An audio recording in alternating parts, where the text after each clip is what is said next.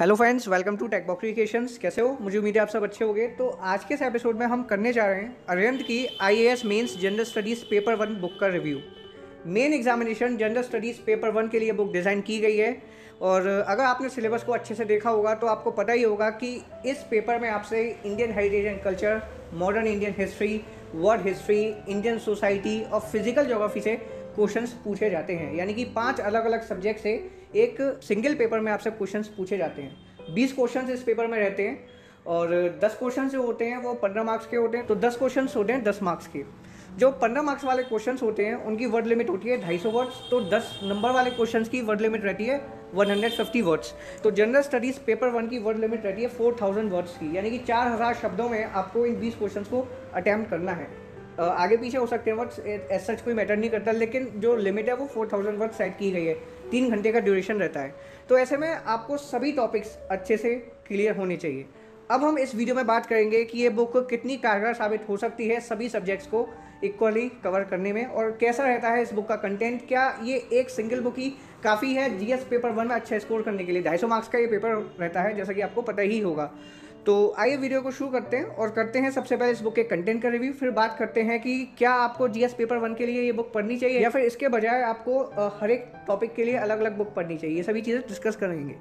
तो ये है इस बुक का table of contents inside the book. Starting में आपको सॉल्व पेपर मिलेगा 2020 का। ये यूनिट 1 है, इंडियन हेरिटेज एंड कल्चर। पहला चैप्टर में आपको मिलेगा आर्ट एंड आर्किटेक्चर। सेकंड है इंडियन क्राफ्ट्स एंड पेंटिंग।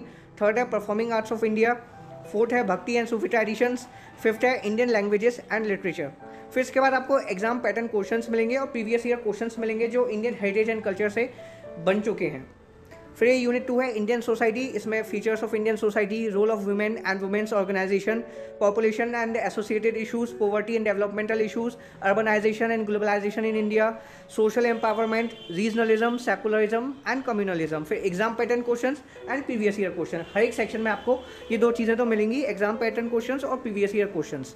फिर इसके बाद मॉडर्न इंडियन हिस्ट्री, जिसमें establishment of British rule in India, economic impact of British rule, rise of nationalism, foundation of INC, Indian national movement, struggle for Swaraj and rise of Gandhi, Indian struggle for Swaraj from 1927 to 1940, period of 1940s and Quit India movement, freedom and partition, India after independence and great personalities।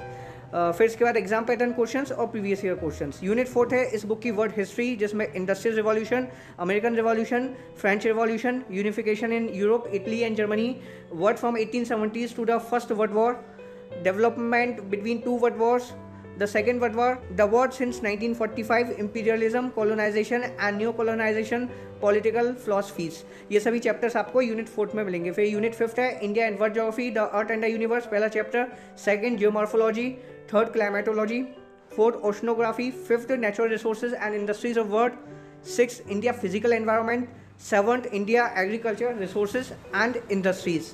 फिर उसके बाद exam pattern questions और previous year questions. ये 2020 का solve paper है। जो 20 questions बने थे इस पेपर में वो आपको सॉल्व फॉर्म में मिलेंगे। जैसे कि ये पहला क्वेश्चन आप देख पा रहे हैं, rock cut architecture represents one of the most important sources of our knowledge of early Indian art and history, discuss, answer in 150 words. तो फिर ये इसका आंसर आपको मिलेगा। उसी तरह से जो 20 के 20 क्वेश्चन है उन सबके आपको आंसर्स मिल जाएंगे। काफ़ी कॉम्प्रिहेंसिव आंसर्स आपको मिलेंगे जिनसे आपको आइडिया लग सकता है कि कैसे आपको आंसर राइटिंग करनी है इस एग्जामिनेशन में। तो काफ़ी मददगार ये सेक्शन आपके लिए साबित हो सकता है। फिर ये यूनिट 1 है इंडियन हेरिटेज एंड कल्चर, जिसमें पहला चैप्टर है आर्ट एंड आर्किटेक्चर। आपको थ्योरी मिलेगी और सभी टॉपिक्स कवर किए मिलेंगे। लेकिन दोस्तों अब सवाल ये आता है कि क्या आपको ये इंडिविजुअल बुक पढ़नी चाहिए जीएस पेपर 1 के लिए? क्या आपका काम हो जाएगा इस बुक को पढ़ के? क्योंकि कवरेज तो इसमें पूरी है, सभी टॉपिक्स कवर किए गए हैं जो यूपीएससी पूछता है जीएस पेपर 1 में, चाहे वो इंडियन सोसाइटी हो या फिर मॉडर्न इंडियन हिस्ट्री हो, इंडियन फिजिकल ज्योग्राफी हो, इंडियन हेरिटेज एंड कल्चर हो। ये सभी टॉपिक्स आपको इस बुक में कवर किए मिल जाते हैं। तो फिर क्यों ना आप इस बुक से ही पढ़ाई कर लो। लेकिन दोस्तों मेरा मानना ये है कि इस बुक से ज़्यादा जो बेस्ट ऑप्शन है वो ये है कि आप सभी टॉपिक्स के लिए अलग अलग बुक्स पढ़ो। उसका रीज़न ये है कि आपको सभी टॉपिक्स की कॉम्प्रिहेंसिव स्टडी करने को मिलेगी।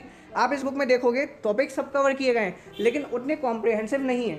अब ये भी नहीं कहा जा सकता कि इस बुक में सब कुछ कंसाइज है, गिस्टी टाइप है, ऐसा भी नहीं है। लेकिन यूपीएससी के हिसाब से ये कंटेंट सफिशिएंट नहीं है। ये सेकंड चैप्टर इस बुक का इंडियन क्राफ्ट्स एंड पेंटिंग्स आप देख सकते हैं। तो मैं आपको यही रिकमेंड करूँगा कि आप हर एक टॉपिक के लिए इंडिविजुअल बुक्स बाय करें और उनसे पढ़ें। जैसे आप इंडियन हेरिटेज एंड कल्चर के लिए नितिन सिंघानिया बाय कर सकते हैं। ये मैं लगभग हर एक वीडियो में कहता हूँ जिसमें भी मैं यूपीएससी की बुक्स का जिक्र करता हूँ। मॉडर्न इंडियन हिस्ट्री के लिए आप स्पेक्ट्रम पढ़ सकते हैं, काफ़ी बेहतरीन बुक वो रहती है। वर्ल्ड हिस्ट्री के लिए आप कृष्णा रेड्डी की बुक पढ़ सकते हैं, और इंडियन सोसाइटी के लिए आप सेंथिल कुमार की बुक पढ़ सकते हैं। फिजिकल ज्योग्राफी के लिए जीसी लियोंग है ही है।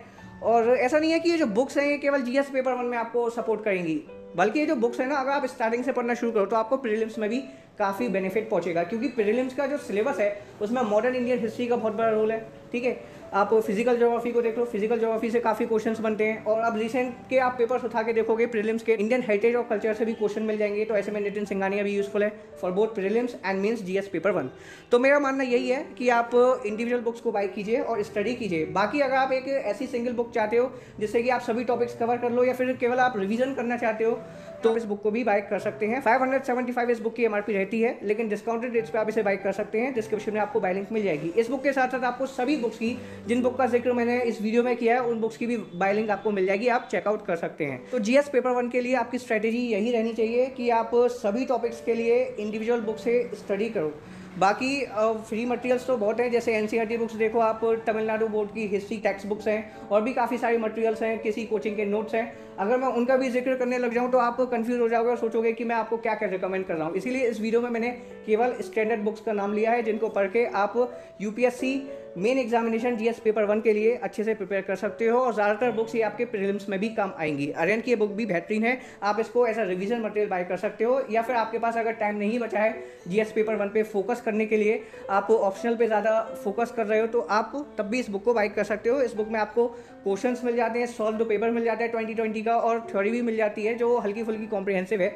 हल्की फुल्की तो नहीं, इतनी है कि हाँ आपका रिवीजन बहुत अच्छे से हो जाएगा। तो दोस्तों, मुझे उम्मीद है कि आपको इस बुक के कंटेंट के बारे में आइडिया लग गया होगा। आप जान गए होंगे कि जीएस पेपर 1 के लिए आपको कौन कौन सी बुक्स पढ़नी चाहिए और क्या स्ट्रेटेजी रहनी चाहिए। दोस्तों, फिलहाल वीडियो में इतना ही। अगर आपको किसी भी तरह से मदद मिली हो तो प्लीज़ एक लाइक कर दीजिएगा, अपने दोस्तों के साथ शेयर कर दीजिएगा, और अगर आपने अभी तक चैनल को सब्सक्राइब नहीं किया तो चैनल को सब्सक्राइब कर लीजिए, ताकि आगे भी मैं आपके लिए ऐसी वीडियोस लाता रहूँ। चलिए, मिलता हूँ नेक्स्ट एपिसोड में। Thank you for watching this video.